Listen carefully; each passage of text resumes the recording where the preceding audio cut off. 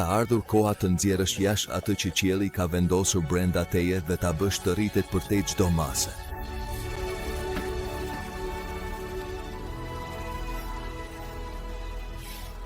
Ka ardhur koha kur përditshmëria bashkohet me mbinatyrore për të jetuar plotësisht dhuratat që shpirti na ka dhënë.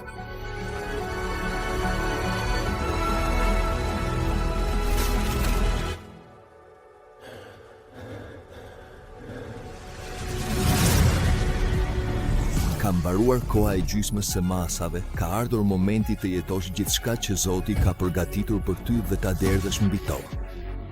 Stërvitu për të zgjuar këtë brez. Stërvitu dhe rigjej pasionin bashkë me. Për të zgjuar këtë brez.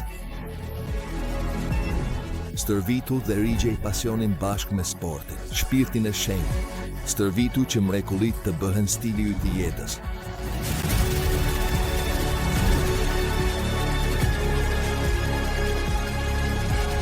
Stërvitu që mbi natyrore të bëhet natyrale në jetën tënde. Stërvitu që të jesh gati dhe të sjellësh qiellin në tokë.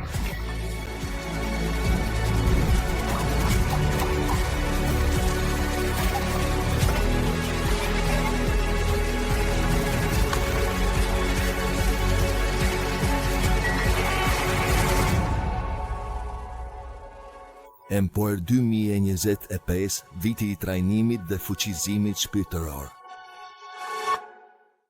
Fjala e vitit është Empor, viti i trajnimit dhe fuqizimit shpirtëror. Do të jetë një vit ku Zoti do të na stërvisë në karizma. Ai dëshiron një kishë karizmatike, dëshiron patjetër që ne të fillojmë sërish të jemi njerëz që lëvizin sipas shpirtit.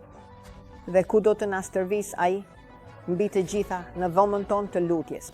Është aty ku ai do të stërvisë zemrën tonë, do të stërvisë veshët tanë shpirtëror që ta dëgjojmë më shumë. Dhe kështu ne do të stërvisim të gjitha brezat, nga më i vogli te më i madhi, që të jemi një kishë që lëviz sipas shpirtit, ku fryma e shenjtë vërtet na bën bari, duke udhëhequr njerëzit në atë që duhet të bëjnë. Do të jetë gjithashtu një vit ku ne duhet të kalojmë stafetën. Duhet të stërvisim dhe në mënyrë të qëllimshme të zgjedhim njerëzit që do të zënë vendin tonë, sepse Zoti ka diçka të re për ne, ka thirrje të tjera, do të jetë një sezon tjetër për shumë shërbesa dhe ai do të ndryshojë gjithashtu shumë shërbesa. Ai do të vendosë disa njerëz të bëjnë gjëra që nuk i kanë bërë kurrë më parë, por gjëra që do të jenë vërtet të nevojshme. Kam parë gjithashtu që sa i përket Izraelit, edhe nëse lufta do të përfundojë, Izraeli do të vazhdojë të përndiqet dhe antisemitizmi do të rritë. Shija gjithashtu shumë favor në ekonominë tonë, sidomos në fillim të vitit, por keni kujdes, sepse shija si një tërmet mes muajve prill dhe maj në ekonomi, prandaj nëse investon, bëj kujdes për këtë. Dhe pastaj gatishmëria, duhet të jemi gati të stërvitur, do me thënë, armiku nuk duhet të na gjejë të papërgatitur, gati për të hyrë në betejën shpirtërore, gati nëse ka ndonjë problem edhe në kom. Nuk duhet kurrë të na gjejë të papërgatitur. Për këtë arsye stërvitja, kur je i stërvitur dhe ndodh çfarëdo gjëje, nuk duhet kurrësi të tërhiqesh sepse do të jemi aty plotësisht brenda planit të Zotit duke ju përgjigjur thirrjes së Tij.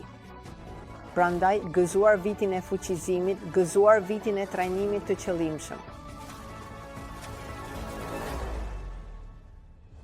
Stërvitu për të dëgjuar më mirë shpirtin e shenjtë, stërvitu për të qenë një person që lëviz në shpirtin e shenjtë, stërvisim veshin ton, zemrën ton, gatishmërinë ton.